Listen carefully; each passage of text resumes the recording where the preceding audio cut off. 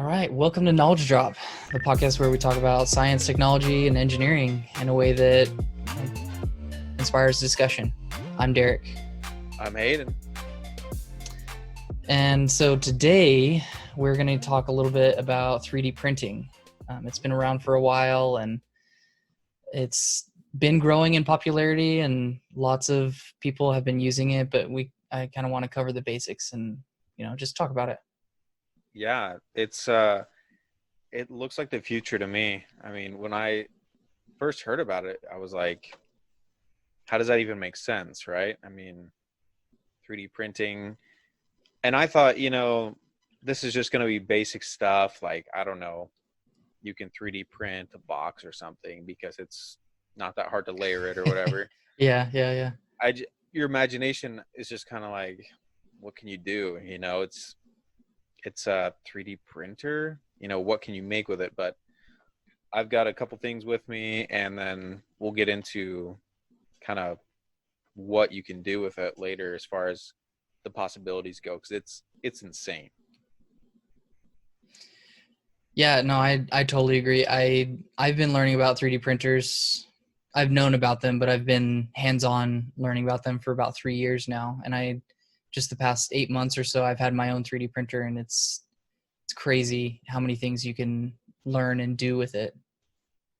Yeah, and it's gonna go crazy in the future. I'd say if there's a company that's exclusively 3D printing, throw a few dollars their way. That's what I say. Invest, Yeah, because yeah. honestly, so much is gonna be 3D printed in the future. Like it's gonna be the new thing. Like Henry Ford invented the assembly line, and who invented 3D printing? I don't know, but it's the next big thing. They should have patented it. I don't know if you can do that, but it would have been So that's actually one of the things we'll talk about is the patents on 3D printing. But before we get too deep into it, I'd love to hear your fun facts for this oh week. man, dude. So I was so mind blown by this. So it's Berkeley, California, the University of Berkeley. These uh these people are doing studies using seismic waves. So you know how they can you can make a map of the bottom of the ocean using seismic waves, right? I don't know if you knew that. Like sonar or Yeah, so when there's an earthquake, it sends out vibrations through the entire earth, um, and those vibrations travel actually a really long way. Um, they travel like really far and really deep, actually. So you can actually Google a map of the ocean without any water, because using those seismic waves, they can map like a bat, or if you've ever seen Daredevil, where I actually only saw the first episode and then I was okay, like, meh. okay, well you're missing out. But so the thing about Daredevil and like Toph, Toph from Avatar, Okay, yeah, I'm much more the Last familiar with Airbender. Toph. Yeah, so it's that idea you can see with vibration, right? Um, but using instruments and scientific equipment, you can actually map stuff out using those seismic waves, because the wave hits an object, and then depending on how long it takes for that wave to come back, like bounce back, they can determine like, okay, there's an object here, it's this high, and they can determine like if it's a mountain range or whatever. So you can actually see like mountain ranges in the ocean. Like if you took away all the water, it would just there's like huge mountains and there's huge Mm-hmm. valleys and Because stuff. that's like what Hawaii is. Hawaii is just like a series of mountains that are forming that are slowly rising out of the ocean. Yeah, exactly. Yeah, so it's super cool. Like there's there are mountains down in the ocean that are bigger than Mount Everest. Like they're taller, I but totally believe that. they're just so deep that, you know, obviously nobody knows about them. So, even cooler than the ocean, though, they're finding out that the Earth actually has layers like an onion. So traditionally, what you would see in like a textbook is that the Earth is like, okay, you got the top layer, you got the mantle, right, which is just this huge area in between the surface of the tectonic plates and the core, right? Okay, super boring stuff. What they're learning at University of Berkeley is that with these seismic waves, is that the Earth is actually more like an onion, and it has layers to it. So about every 200 miles down into the Earth, you have a different layer. And this is new. Nobody knows about this. Nobody has known about this until now. So you're And what? telling me that the scientific accuracy of the movie The Core is even more so not accurate? Yeah, not at all. So, um, they have only the deepest hole that human beings have ever dug is 0.2% of the way to the center of the Earth. 0.2%. So not very far. We can only get like a couple miles, a few miles down in there before stuff just doesn't work anymore. Yeah, what's Not funny is I possible. actually just rewatched The Core, and I was watching it with my wife, and she asked me what's the deepest we have actually gone, and I looked it up, and there's a 2-inch diameter hole that goes 9 miles down. Yeah, and I mean, sure, That's that pitiful. yeah, that hole goes 9 miles down, but what is that really useful to us? Like, it's not really that useful to us. Exactly. It's not really cool at all. It's just kind of like to see how deep we could get, you know. But so yeah, that's not very deep, and human beings much less, right? Nobody's been 9 miles into the Earth. Um, so going back to this onion thing, at each layer, they're discovering that the space between those layers can be actually huge. It can be so okay, this is weird. But between the Earth, the surface of the Earth, and the atmosphere, like the outer atmosphere, it's like 25-ish miles, right? Up. Am I wrong about that? No, that I sounds about think that's right. right. It's about 25 miles of atmosphere that we have. If you just went straight up from where you are right now, you'd have to go up about 25 miles to get like out of the atmosphere. So the space in between these layers of the Earth inside is much more than that. So it's weird to think about, but there's actually more sky. If you were in one of those layers, you'd have more sky than we actually have if you looked upwards. So when you say there's spaces in between the layers, like it's air, or is it just like Yeah, so pockets? there's it's air, and there's also like there's actually oceans. It's crazy, but yeah. So you have mountain ranges, you have mountains that are larger than Mount Everest again. You have Yeah, that's pretty mind-blowing. huge mountain ranges that they're discovering because, like I said, just like they could map out the ocean, they can map out what it looks like inside of these layers. So about 600 miles down, which imagine that, that's incredibly deep. There are mountain ranges down there, and they're discovering these huge things that just look like blobs when they come back on the radar. And what they think they are like they're like molten lakes, and those molten lakes are what spring up slowly over time, and they create like that's what all our volcanic activity comes from. So when you have Okay. like Yellowstone, or like Iceland was formed by a massive explosion, that stuff, they're thinking that it's connected to that, and that like these massive blobs down there are connected to the volcanic activity. So you've got a huge space in between these layers. You've got mountain ranges. You've got water. Um, and so it's just kind of like so much we don't understand, you know? And it's so much deeper than we can ever go. But we're just getting kind of a glimpse of it because of this. We're taking advantage of those seismic waves.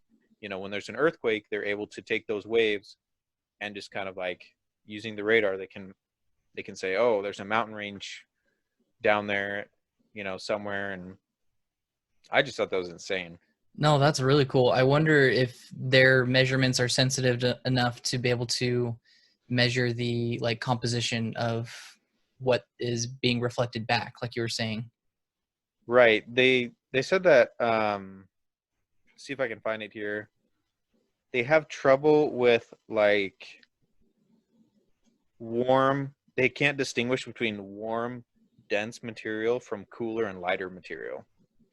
Gotcha. So it's kind of, you know, it's kind of iffy on that. Like they can't really tell what exactly everything's made of necessarily, but they can tell, that there's a general object or a general mountain range down there.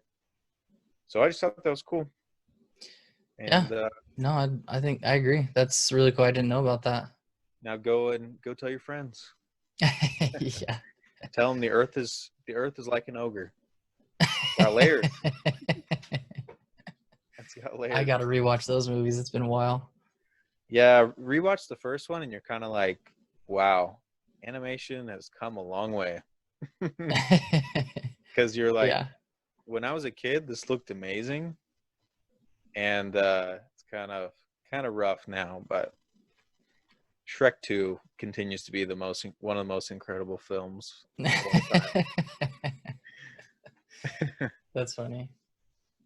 Well, thank you for that fun fact. You got it, man. Um, so just to start off, what do you think 3D printing is?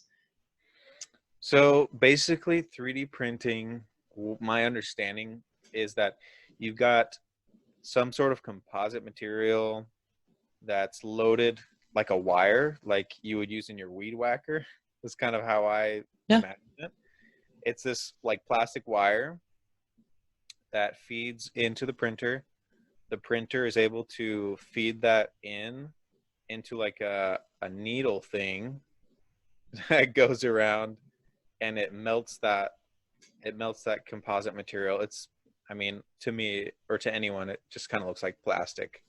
Um, and it melts it, and it kind of draws out the pattern of whatever you're trying to make, Mm-hmm. and it just melts it, and it goes over it. I don't know how many, depends on what you're making, hundreds of times, Yeah, layers and layers and layers, layers and layers and layers, and just builds it up slowly over time. And like an onion. exactly, yeah, we The should. theme of today's podcast is actually Shrek, not 3D printing. Yeah, it's the connection we never thought was there, but Yeah. it's we should 3D print an onion. And Yeah. but yeah, that's pretty much what I understand, is that you know that's the basic concept. There's probably more to it than that, but Yeah. No, that's a good way of describing what it is. And if you ever dive more into the subject and you're telling someone about it and you want to seem smart, you can call it additive manufacturing. Because yes, if you think about it, you're adding material. And, in traditional manufacturing, like lathing or milling, or, even carpentry, any manufacturing method, you're taking away material from a large piece. yeah, you're cutting it up. And that's subtractive manufacturing because you're subtracting layers or whatever you need to get it into final form. Yeah, and you've always got those awesome, like you always need a word like, I'm not just cutting this, I'm lathing it. Basically, it's, if you're lathing it, you're coming in from the side. If you're milling it, you're coming in from on top. Yeah.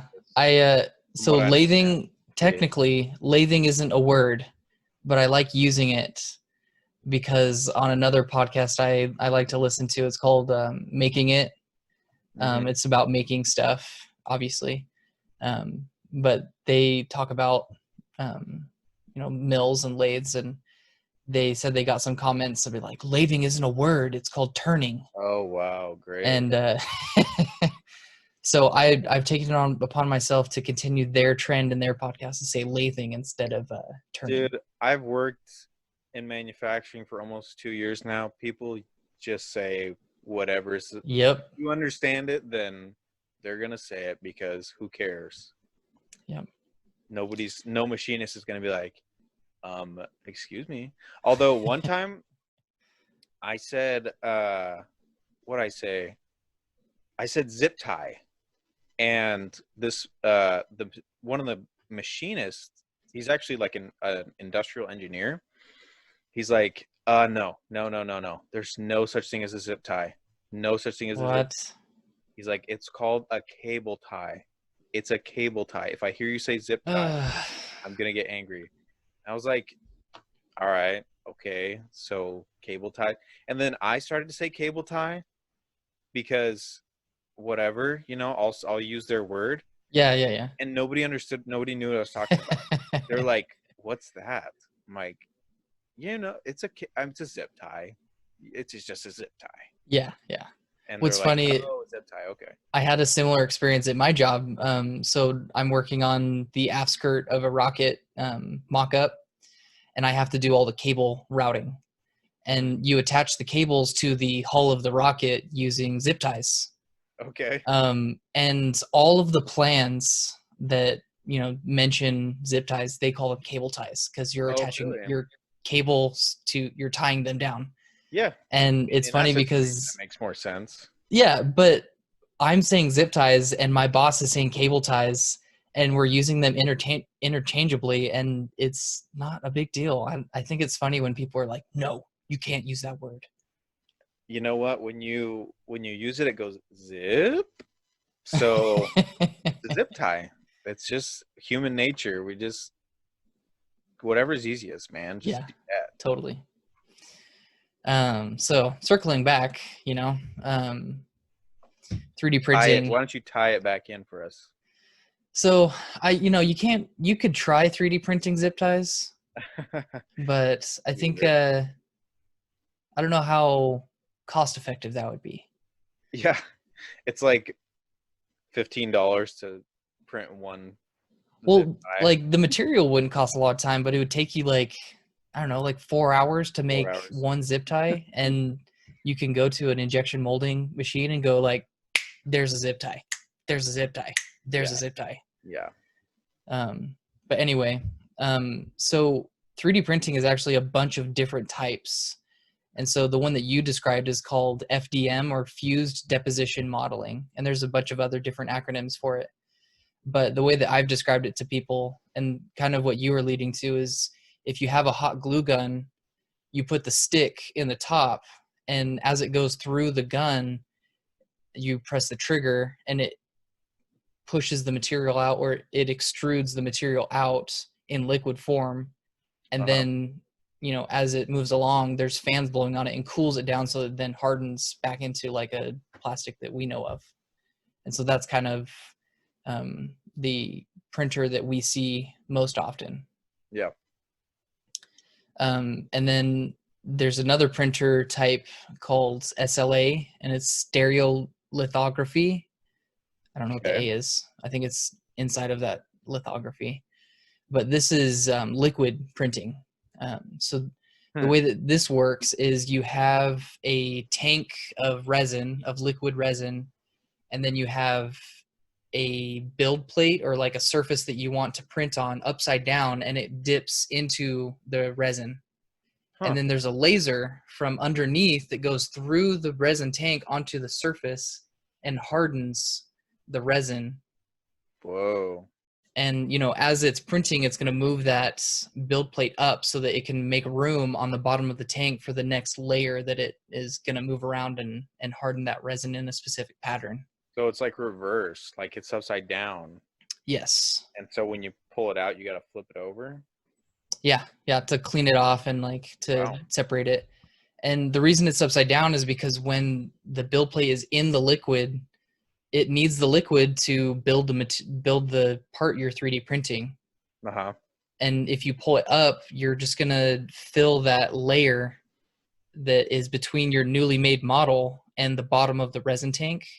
And that Wow. layer right there is so tiny, but the laser just hardens that layer, and then like a little squeegee comes by and peels off that layer so it can move up just a fraction of a millimeter, and then you can do your next layer. Huh. um, That's cool. so yeah, that's liquid printing, and that's getting really exciting because the material is not as expensive anymore, and it's becoming, there are like some patents that they had that have expired, and so lots more people are doing it. There's lots more clones, you can call them ripoffs, of liquid printers coming out that are, affordable for the common man. Cool. Yeah, that's what we need. The more people that can get their hands on it, and be creative with it, and then innovate on top of that, and Mm-hmm. just makes it cheaper, just makes it more accessible to everybody. Like, I know you have a 3D printer. My cousin's got a 3D printer. I can probably think of 2 or 3 more people that I know that have 3D printers. It's just Mm-hmm. kind of like, hey, you can get one if you really want one, and they're Yeah, really cool. I think the cheapest printer that I found like on Amazon right now, and it's small, but it's $100. Oh wow, yeah, Yeah. super affordable. Um, yeah. And so while there are lots of other types of printing, the last one I want to talk about is SLS, and it's selective laser sintering. And I want to talk about this one because it's you can do plastics in it, but you can also do metal printing. Yeah, And it's a wow, big deal because I think it was this year or last year they came out with the first desktop version of a metal printer. And that's never been done before. Being able to print in metal like in a regular home. so you're loading a block of aluminum or whatever you want to load in there. I don't know Uh, if you print in aluminum, but the you or can print in aluminum. You can print in titanium. You can print in steel. Like they have a bunch of different materials that you can print in. And so the way that SLS, the selective laser sintering printers work is if you can imagine um, a tank of not a tank, a container full of metal powder, like yeah, tiny powder, and it has a like an elevator on the bottom of it. So as you push up on the elevator, material will spill out at the top. Does that make yeah, sense? yeah, sure. Next to this tank is another platform that will move down. And so what will happen is you start out with a full container of metal powder, and then as you want to print, the build platform where you're going to be printing moves down just a tiny inch or so, or not an inch, but like a fraction of an inch. Mm-hmm. And the platform with the powder on top of it will move up a little bit, and a squeegee or something will come and push the excess metal powder onto the build plate, and then a laser from on top will go and melt the Just like metal. Yeah, those are the actual sound that's the, effects. yes. I've gotten really good at performing those in front of people. But as soon as it's done with that one layer of melting the metal, it will move the build platform down, Mm-hmm. and then the container with all the metal powder will move up a little bit, and that squeegee thing will Rinse come and and repeat. push another layer of metal on top of what was just printed. So now there's a new layer of unmelted metal powder. Does that make Yeah, sense? yeah, it does. So it will just continually do that. And it's really cool because, I mean, there's a bunch of pros and cons to it. But with these the SLA and FDM printers, you have to have what are called support material. So like if I'm printing something really complicated, like what if I want to print a ball, Like a hollow ball? this. Hey, yeah, just like that. Nice. Hayden's holding up something that we got from a 3D printer company here in Phoenix.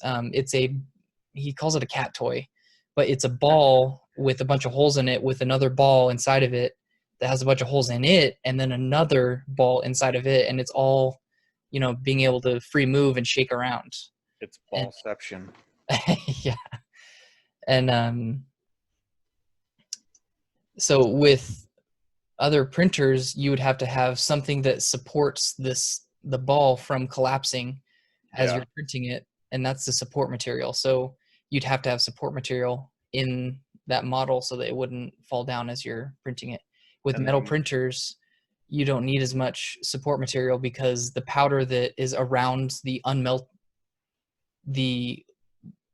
how do I describe this? The laser that melts all the metal powder, uh-huh. all the material surrounding it is unmelted. And so it's just going to Yeah, it stay just there and gets support wiped the off, rest right? of no, it stays in the Oh, platform, so the when build it wipes platform. off, it just wipes off the top layer. It doesn't wipe off the top layer. It just, so when the build plate is at level 0, we'll just say, it moves down, and then the container with all the metal powder moves up. All that excess, it will push onto the build plate and make an even layer Okay. of, like, I don't know, a millimeter thick. I The just didn't laser, quite get where the squeegee was. What's it squeegeeing? yeah, I guess squeegee is the wrong word because it's not liquid. It's, I would Okay. just say, like, when you have a measuring cup and you take your knife to scrape off the top, Yeah, make yeah. sure it's super level. That's That yeah, exactly what's happening. that's not a squeegee. I I would, was what thinking of else? some guys coming in. He's like Yeah. like what wiping on the what would you windows. call it though? Um, what do you call that? It's almost like Like a scraper? you're not topping it off, but it's like something close to that. I don't know. There's probably some baking term for that or something. Yeah, I don't know. I'll just call it a scraper. Yep, just But scrapes across the top. yeah, so when the material box container moves up, all that excess gets scraped into an even layer on the build Yeah, platform. And then the laser goes in its pattern and melts all of the metal that is in the pattern, and then all of the leftover material, it just stays there. supports it. Yeah. Cool. Yeah, that makes more sense. And you can reuse all of that material too, which is really nice. Huh. Saves a lot of money.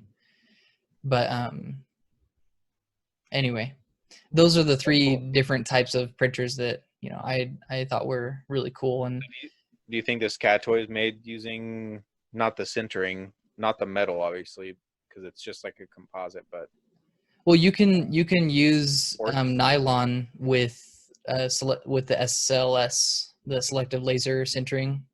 Yeah. It's just we most often think of it as a metal. The one with the cat toy that you have was made with a printer called binder jetting.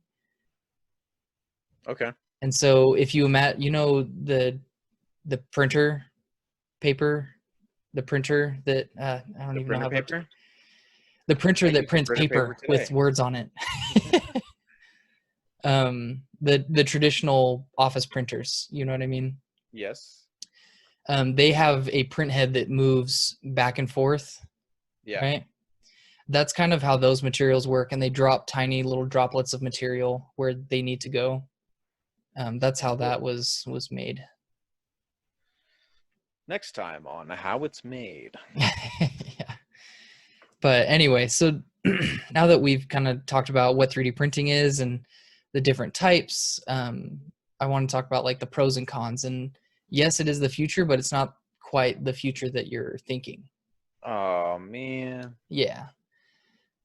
So first thing, the best thing about 3D printers and the technology itself, additive manufacturing, is it's super customizable. Yeah. Like you can, I think one of my favorite uses of 3D printing was that company. I don't know if you remember that company that came to visit uh, MCC, Mesa Community College. That's our school we went to.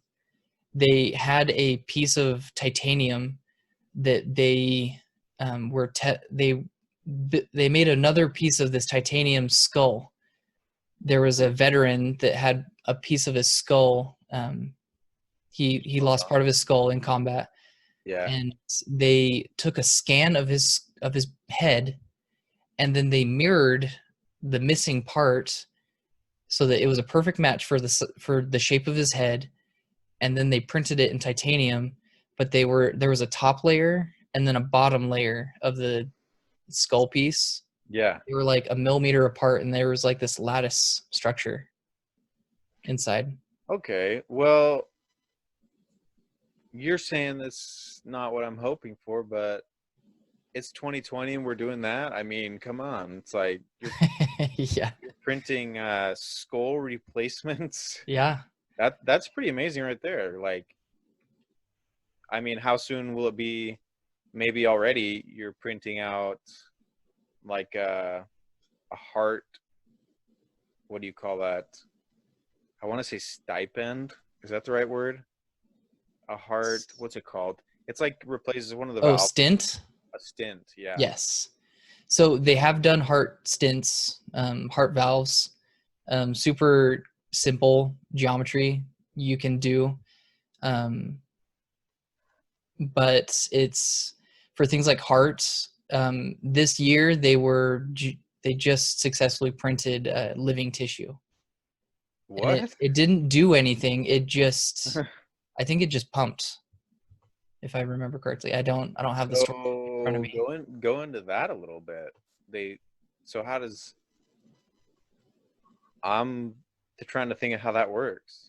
Well, with your heart, it's just electrical impulses going through the tissue that expand and contract with on and off signal. Yeah. And so same thing with, the Well, tissue no, that they're printing. I mean the whole printing living tissue thing. Oh, yes. I see what you're That part, saying. I was like, so So can you this print a is person? this is what I remember from the video of them showing how this works. What they did is they had this, imagine a big cube of jello, of I clear can jello. okay, I can do that.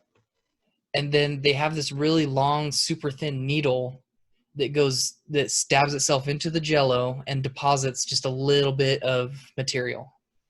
Okay. And it does that all throughout the jello. Biological material. This material that's being injected is biological material. Okay. And so once they've, deposited all of this material into this clear jello, they can dissolve the jello, and then they have a thing, whatever Whoa. they want to print.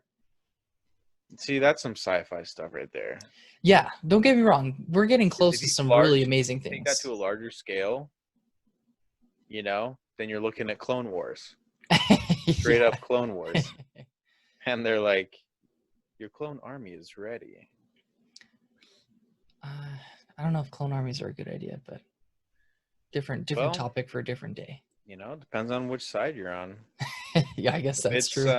If it's Order 66 Day, Bad idea. yeah.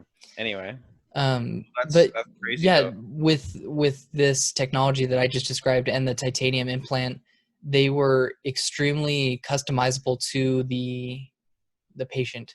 The biological material that they used were stem cells from a healthy adult in Britain, I think. Hmm. I don't quote me on that. I can't remember the story So, that well. But so the basically, material it's comes out with an accent, is what you're saying. yeah, an accent that's like, "Hey, I'm perfectly compatible with you. Let's No, it's more like, surgery." hey, mate, I'm perfectly compatible with you. Yes, we'll run Nailed with it. that. Nailed it. Um, oh, I forgot to mention the titanium skull part, the lattice structure that they were able to print between the two layers, the top and the bottom layer. The skull was able to regrow into the Oh my titanium God. structure a little bit. So Yeah. now the joint of where the skull and the titanium part met was even stronger than the titanium or the bone, uh, respectively. What? So you're saying where his body fused to the piece that they had printed became stronger than either the bone or the titanium? Yeah, because Like it now stronger it than has both? properties of both. It has properties of the titanium that was Dude, printed come and properties of the on. bone.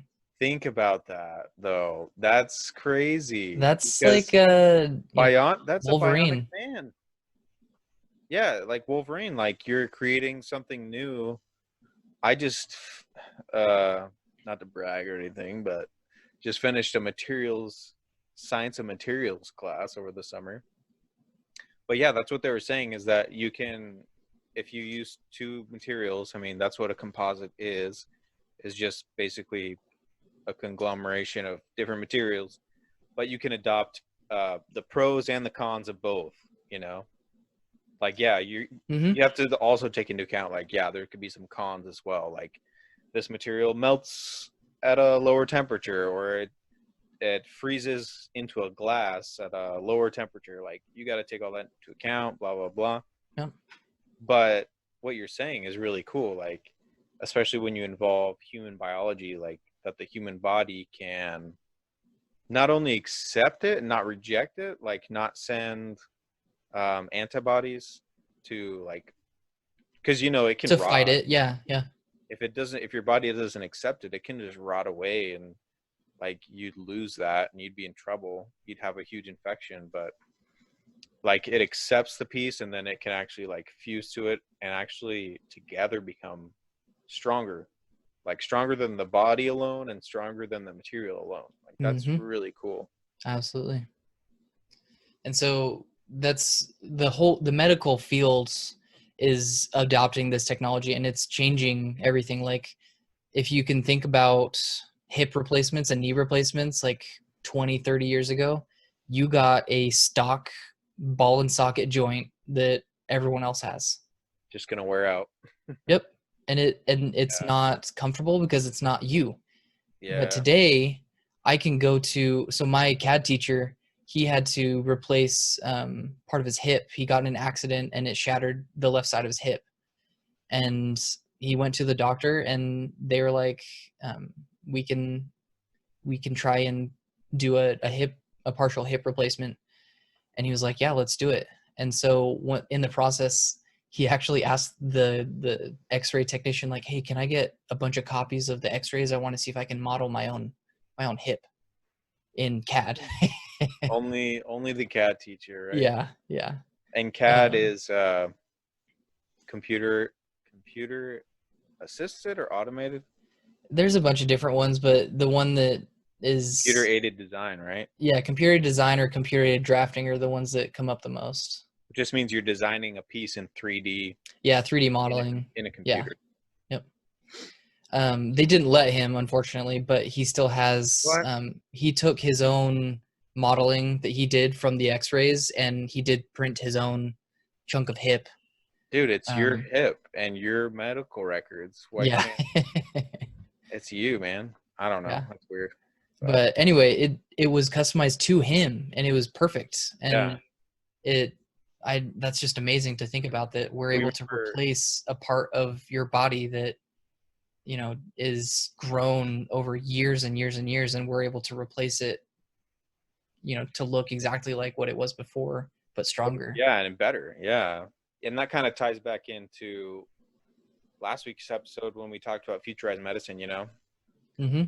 like Super this, customizable. yeah, it's individualized. Like it's all you. Like you get your own x-ray and then they can print you a part Yep. that can be, it can actually make you, it's not like that part of you is going to be sensitive or like a crutch for the rest of your life. You're actually going to come out of the surgery, out of the experience better than you were before, which is so cool. Like Mm-hmm. that is that's going to change everything, And slowly. so, yeah, slowly, but just so that you get an idea, as long as 3D printing has been around, which is 30 years at least. That's surprising it's been that long, actually. Well, and what's even more surprising is we've been trying to develop 3D printing because of things that like the next generation up. They saw Star Trek, and they saw that I don't even know what it's called because I've never watched Star Trek, but they have something that they can just kind of beep boop boop, and A lot of people are probably like, get out of here.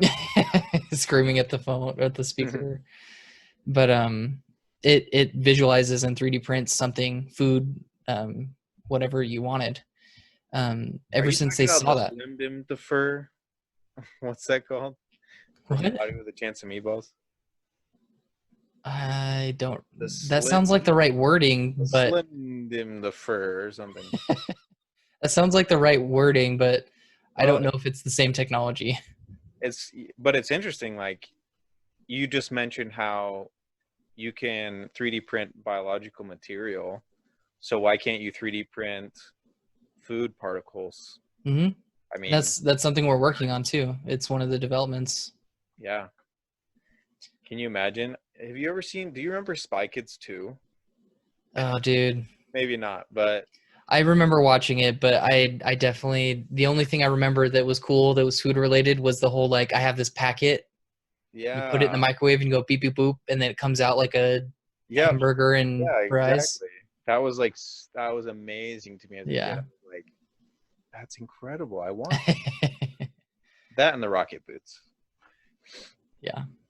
I think this podcast is just gonna be like straight up maybe nostalgia. It's just gonna be a podcast with a like secret counter of how many movies we can reference. Isn't it weird though how now kids will listen to this and be like, and they won't know what we're talking about? Yeah, And me and you, like, I'm yeah. 24, and kids are, I'm already experiencing like I'm out of touch. I I'm out of touch with what's going on with them. Like, it's weird. No, I think my favorite is a meme when Pokemon Go came out. There was a Yeah. meme that went around. It comes from the Chronicles of Narnia when the Winter Witch person tells him about the law, tells Oh Aslan yeah, about the law, yeah. and he's like, "Don't tell me about the deep magic. I was there when it was written." There when it was And the written. meme is about how these kids are complaining about how hard it is to catch a Pokemon. Yeah, And I'm just like, you didn't play on the Game Boy. You have to press yeah. that button as fast as you can, which I don't think it actually helped. But Oh yeah, you had to. um, You had to. but That's yeah, the I thing. totally get that. Kids missing out on that stuff and having to Funny. relate that back to them. Yeah, now kids are experiencing stuff and showing it to us, thinking that like they're presenting us something new, and we're like, yeah, we've known about that for a long time. Yeah. Like, have you heard of Pokemon? Yeah, you Do could you want to say see that. my Pokemon cards? You could say it had a holographic Blastoise. No big deal. Yep. Cool, man. I forgot where we were at. Well, I don't know. We're talking about we got into 3D printing biological material a little bit, Oh, yes, that's implants. right. So that's one of the big cons that's going to change not just the medical industry, but a bunch of different industries for customization, personal products that you want tailored to you. But so not only that, but I feel like of all the manufacturing methods, 3D printing has the lowest cost of entry. Yeah. Like I was just telling you, $100 will get you a small 3D printer, Yup. and it's so much cheaper than.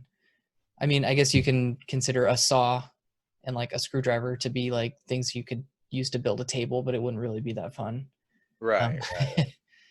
but like real manufacturing could happen on a very $100 printer. Well, aren't they getting bigger and bigger too? So Like, yes, there is a car company here in Phoenix that has a very large printer that they use to 3D print car chassis. wait. So like they're getting bigger. Um, I've always wondered if there's been concepts drawn up of airplanes being 3D printed, because Huh. if you give airplanes the structure of what bones have, they'll be lighter and stronger. But we don't have What? if you bought a giant chunk of aluminum the size of an airplane and then whittled out all the holes, that would be not cost effective. But 3D printing, That's crazy. you could do that. And so I'm wondering, I'm waiting for the day that like an airplane hangar turns into the world's biggest 3D printer. Well, So yeah, we'll because see. you could start out with like a biplane, just like a little one, Mm-hmm. Yeah. then just work your way up from there and be like, man, can you imagine? Because then your production, you don't have to pay, like, you don't need 1,000 workers. Yeah. You cut Well, the I don't production know. time in half I mean, now that or I'm more. saying it's kind of like, is that a bad thing? But people are afraid. I don't know why this came to my mind, but when we move into the future, people are afraid, like, oh, if you 3D print a plane, then you get rid of, I don't know, how many thousands of jobs, whatever, right? Yeah, But I that's hear not, that argument a it's lot. not necessarily a one-to-one argument. Like, yeah, but a lot of other avenues open up because of that as well. Like, Yeah. who's making the 3D printing machine that's the size of a warehouse? You know, like you might need 1,000 people just to do that. I don't know. Well, just think of like in the Industrial Revolution, most people were farmers Yeah. and they didn't know there was anything else but farming Mm-hmm. or blacksmithing or whatever it was. Working in a factory was a completely different experience. Well, And yeah. and so that's going to be the same thing that happens today is like there will be other opportunities and we don't even know what they are yet. Well, exactly, because um, when the assembly line comes around, people think a bunch of people are going to lose their jobs because now you're becoming so efficient that it's like you're cutting out a lot of labor. But like every new thing that comes along, like automation, now in the at the factory where I work, we have machines that it's called a line because it goes from one operation to the next without stopping and nobody really has to touch it. Like, so Yeah. you put the part in at the beginning, it goes through like one cut, right? And normally you'd have to then take it out, do stuff to it, and then put it back in. But instead of doing that, it can go through like a bunch of phases of different cuts before it has to come out. So you're making like 5 times the progress. So it's literally a line of machines, and it's got a rail in the middle like a train. So every time that it finishes in this machine, it loads it back onto the railing, moves down the line, and goes into the next machine. Mm-hmm. So it's a machine line that it doesn't have any human beings on it, which Yeah. is pretty cool. I mean, And that idea of automation is the same thing that happens in 3D printing. Like I can start my print and then just walk away. yep. That's another big advantage to 3D printing. Um, and so we've talked about a bunch of pros. I want to also make sure there people know there are limitations, there are cons to 3D printing. Never. Yeah. um, First and foremost, it's slow. It's slow. Yeah, it is. Um, so I'll show you guys a project I'm working on. I work at a aerospace company called Northrop Grumman, and I'm working on the Omega rocket, and so I wanted to build a model of it. And so you can look it up online, but this is the center, booster Shaft? Oh, of the booster. rocket. Yep. And just this rocket took like 20-30 hours to print. Oh man. Yep. And it's insane. It's So kind of like when you start to do an update on your computer. You know how it always gives you like a first estimate and then yeah. it cuts down over time? Well, this one doesn't cut down. It's like 12 days. And then you're like, "Oh, but it'll get shorter." And then Yeah. you put it in there and you're like, "No, it's going to be about 12 days." Yeah, what's funny is I haven't there are printer settings that you can set on your 3D printer that will very precisely tell you how long it will take, and I haven't done it. But I just say like if it says 14 hours, I'm like, yeah, so like maybe 15, maybe Yep. 16. Yep. But yeah, it takes a long time, especially if So then gets bigger. So like if you're trying to do, depending on how big your nozzle is, so like the printer that I'm using, it's 0.04 millimeters. wow. It's So tiny. it's tiny. If you're trying to print an aircraft with that small of a nozzle, it's going to take years. Oh, Year. many, many, many years, And right? so it just depends on how big the nozzle is. If you want to go faster, or slower, whatever, more precise. And so that leads into the next con is the surface finish. The finish, the outside surface of a 3D print usually isn't that nice. Right. Or rough. Um, with the liquid printers, because it's a laser doing it and it's like nanometers precision, the surface finish is smooth and it looks nice and stuff like that. But that kind of printing makes the final product very brittle sometimes, like depending on Oh, materials really? and stuff like that. And so there's these pros and cons that you weigh with every material and every type of printing. And so that's why they recommend you like go to that company that came to our school, is Yeah. they can help you understand what's going to be the best kind of printing and material for the product that I have. And I would just add to that, like you mentioned the surface finish, but like we were talking about, you know, as you go into 3D printing, things might get more efficient, but you still need people because, like you said, surface finish. So my job right now, actually, I do surface finish on aerospace parts. Like that's what I Mm-hmm. actually do. So even though, yeah, you may 3D print it, but a human being like myself, you might still need to receive that part and do a surface finish to it, you know, make it look better before it can move on to other things and final touches. Um, so yeah, I mean, That totally makes sense. yeah, you, I don't know, you find the most efficient way, and somehow or another, it doesn't end up. It always makes things better. Is what I want to say. Is like you don't have to fear progress because it always opens up a new door, you know, like Well, I've always seen it as like it's for people who are afraid of the future, aren't prepared for it. yeah, or they are in a comfort zone, Yeah, you absolutely. know. That's, I mean, I think that's the same thing, is like if you're in a comfort zone, and honestly, I mean, you meet people at your job, you meet people at school that are in a comfort zone and they don't want to leave it, and you can tell. And that's not a really good place to be. Like I know a guy who he always does, so like as the operations go up, like as the number, like this is op 120, this is op 450, you know, as the op numbers go up it gets more complicated, right? Okay. So I know somebody who he always chooses the lowest ops every single time without fail. He'll just take the lowest easiest work. um and he's been there for months and months already, still doing the same thing, hasn't Hmm. changed, is still doing the lowest ops. And if you ask him to do a higher op, he'll say, I don't know how. And now it's like, dude, you've been here for months. Why don't you know? You know? Yeah. So And it's never good. yeah, no, I totally agree. And I, in keeping with our tradition of mentioning Elon Musk in all of our podcast episodes, um, if you're not afraid to rock the boat and do something different, like progress won't be made. You won't you won't be changing anything. Yep.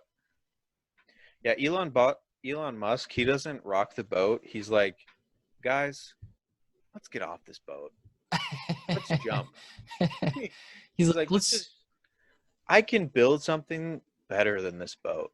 actually, he's probably like, you know what? Why are we in a boat? Let's just Yeah, let's get this helicopter in this the air. boat is slow. Let's get out of here.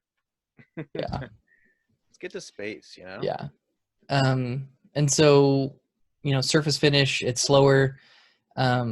The so part strength when you so let's go back to the FDM type printers, the hot glue gun. Yeah. So when you're printing something and you are bonding layer to layer, that bond is not as strong as the material strength of the the PLA, the plastic that you're using. So like, Just the raw yeah, the material. filament. Yeah. So like if you take the filament and you pull it, it's really hard to Never pull it gonna, apart. not intention. Not for me pulling it apart, I'm not that strong. Sure. But if I have a print and I pull it apart in the direction that the layers are going to come apart, like imagine a stack of pancakes, you can separate Yeah. pancakes very easily. You can eat And that's pancakes you very can easily. eat pancakes very easily. Yeah, that's for sure. But if you are trying, so with a 3D printed part, no matter the material, the layer to layer bond is not strong Yeah. compared to that. And that's called anisotropy, because in metal, no matter which direction you pull on it, it's consistently strong. And that's isotropic. Yep. Which ISO meaning the same, right? Yes, and we learned that in our class just last semester. Yup. So anisotropic means that it has specific directions where it's stronger and weaker. And so that's another reason why you'd want to go to an engineering company to help them. They would help you understand where are the stresses in my part, where are the weaknesses, how can we print it so that it doesn't just fall apart the first time someone uses it. They're gonna sit down with the part and say, "Where's your stress?" Yeah. Yeah, stress. Stress is important. I mean, it's important in engineering. It's important in life. So Yeah. yeah, stress is basically, wow. Now I'm not going to be able to think of it. Stress is a weird thing. It's kind of an out there concept because when I think stress, I just think, okay, it's where the most tension is, like where there's the most Force. force, pressure building up, Yep. right? And in a way, like it does translate to that, because where you find the most stress, you're going to find the most of those things, right? Yeah. But what's the unit for it? It's like, isn't it millimeter over millimeter? Millimeter per millimeter I is what think it ends up being. isn't it millimeter cubed per Basically, millimeter cubed? yeah. So it's basically unitless, but they always ask you to put the units on there. Yeah. I don't remember why, but I just know that you'll get marked down if you don't. Yeah, we definitely have experience with that. A lot of things when you're learning is it's tough to understand. You know, a lot of concepts that are just kind of like they don't want to dive maybe too deep, and Yeah. so they're just kind of like, hey, accept this fact, accept it into your life, Yeah. and Well, you're like, and later all right, on you might actually learn more about it, but yeah. I think a lot of it's that, like, hey, you don't, like in elementary when you first start learning math, they're like, yeah, 2 minus 3, you can't do that. That's never going to happen, right? But that's because you don't know anything about negatives. good point. Yeah. It was all a lie. You don't need cursive. You don't Yes. need Oh my cursive. gosh. If any younger listeners are out there, doubt it, but if there are, cursive, no go. They don't No teach it go. anymore, do they? I sure hope Not at not. all. I I'm don't not think going to they teach teach. it at all. I don't know if I'll encourage it in my son and his learning experiences. Well, it's like, yeah, go ask your mom how to sign your name and figure that out. And that's all the You're cursive. good for life. Yeah.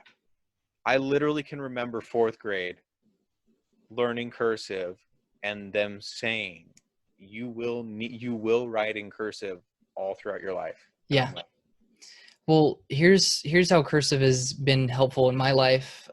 Usually in math class, because high school math was super boring to me and I picked it up really easy. I would, so that it looked like I was busy. I'm right-handed, just so you guys know. I would write cursive in my left hand just for something to do and make it look like I was busy. literally that bored. Like, and it was difficult. Like I had to focus. It looked like I was actually trying to do something. But yeah. um Wow, Derek's really getting after this homework. No. yeah. So come to the tail end of my my discussion on 3D printing. Yup. What's the future of additive manufacturing? Now, we've already talked about a lot of medical things that are going on. Just in the last couple of years, we've successfully 3D modeled a human heart, which was really difficult to do, by the way. So don't be surprised when a 3D printed heart comes around. Yeah, that's crazy. There's a company right now that they can 3D print a rocket engine. NASA tested this engine, and it went well. There are some problems with it, but it went well. How long did that one take? We might have to have a different episode on how rockets work because it's really weird and difficult to describe. Like the impulse of a rocket is like the miles per gallon, but it's like yeah, never mind. But it's measured in seconds how long it can sustain a certain amount of thrust. Okay. And anyway, it was able to sustain a good amount of thrust, but NASA was testing to failure. And so they were testing it so that it would explode or break or whatever. Yeah. And so it's not completely 3D printed. Like there's still valves that need to be machined traditionally. But we're making a lot of progress, because if you can 3D print a rocket engine and not have hundreds or thousands of man hours going into building these massive rocket engines, like how much better is that? Yeah. How much quicker can you move through the process, Mm-hmm. get things going? And then University of Michigan, I believe, won a contest that NASA put on about 3D printing Mars habitats using the Mhm. native materials. Like they call it regolith, but it's basically just dirt. And so it's Mars dirt. yeah, Mars dirt mixed in with either a, like, imagine super glue, but some teams were using ice. Like they were mixing it with water, and then as it was coming out of the nozzle, it was freezing because of the temperature surrounding it. And because Mars is so cold, that ice would be ice forever. Right. Jeez, that's cool. And then I just saw in the news a couple days ago that someone in the United States 3D printed their house. What? They used Of concrete, course. and yeah, like all the Concrete? furnishing, and yeah, yeah. How? I guess that makes sense because it's goes from liquid to solid. Yes, you do need that But transition. And there are other ways oh, of you 3D can. printing, but we won't talk about them. If you want to That's know, just crazy email because me. okay. That's for anybody, not just Hayden. Yeah, not a personal invitation. Yeah. Um, that's crazy 3D printing cement because you have to keep cement churning. Yeah. I think it depends on the cement, though.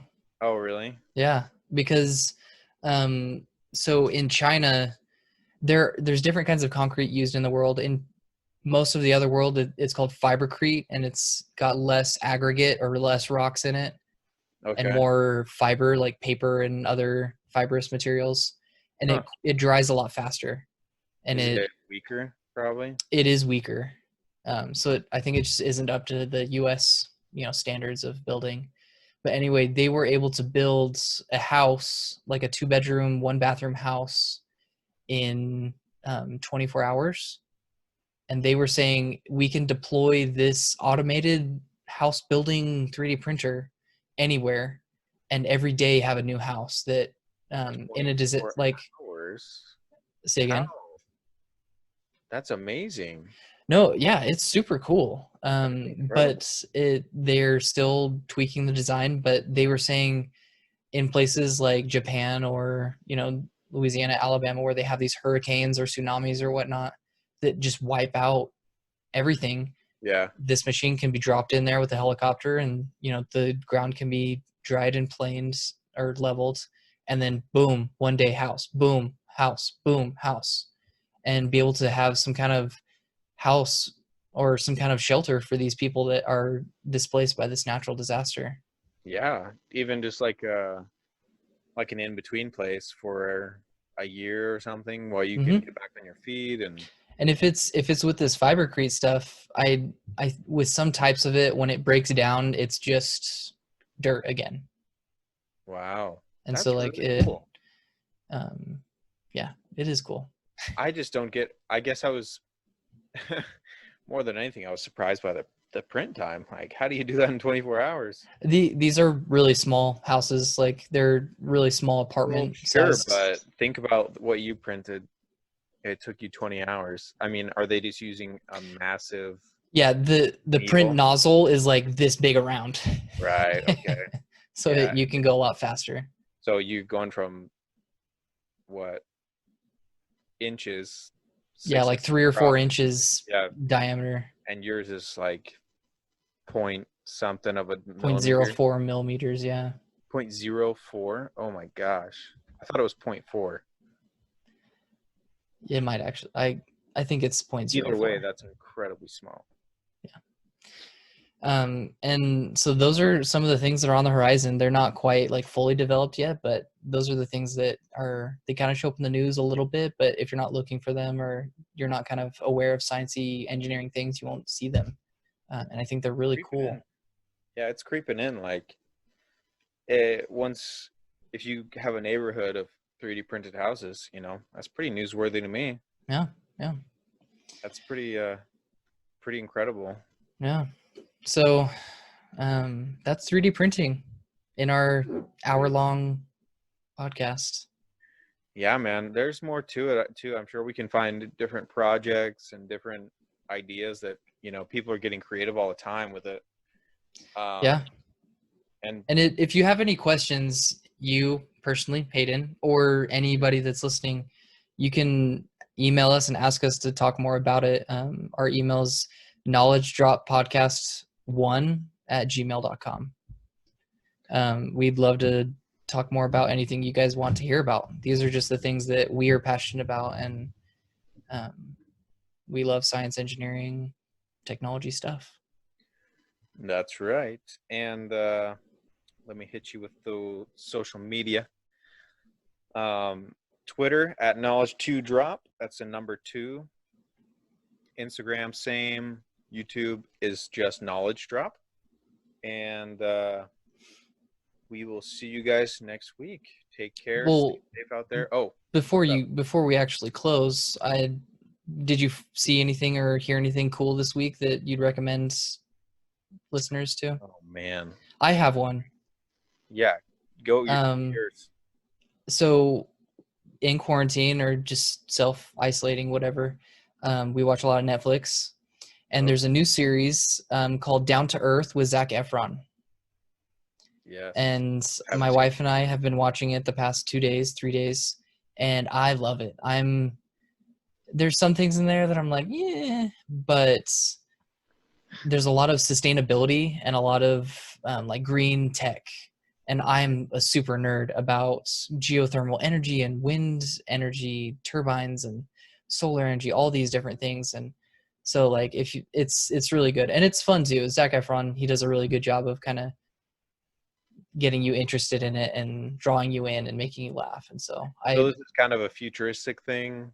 I haven't seen it at all. It's more of like I want to make sure that we all can live happy together, and that those around us and those in the world can also be happy. Like there's some kind of hippy dippy stuff inside of it that like we need to get back to, the purity of the earth and connect with nature, man. Yeah. Like, yes, I agree. We need to take care of the earth, but I do need to like draw a line. So, but anyway, that's my recommendation. It was really good. Cool, man. I hope I don't see you in a loincloth out there anytime soon. That's a safe bet. I think we're both a little too white for that at this point. That's the real reason. I'll shoot my recommendation for another podcast. So yeah, no, that's cool. I love Tolkien. If you guys love Tolkien, you should check out. It's called An Unexpected Podcast. It's Talking Tolkien. They're super cool. They just finished. So each week they do one chapter out of the Lord of the Rings, and they have just finished The Return of the King. So they have an incredible backlog of episodes. Awesome guys, really funny, really interactive. So you guys should definitely check them out. That's An Unexpected Podcast. So if you guys are into Lord of the Rings, you want to hear a reread, they're going to go through each chapter with you, and you get to experience it with them and everything. It's really cool. So check that out. And you got anything else, Derek? No, that's it. We will see you guys next week. All right, guys. Take care.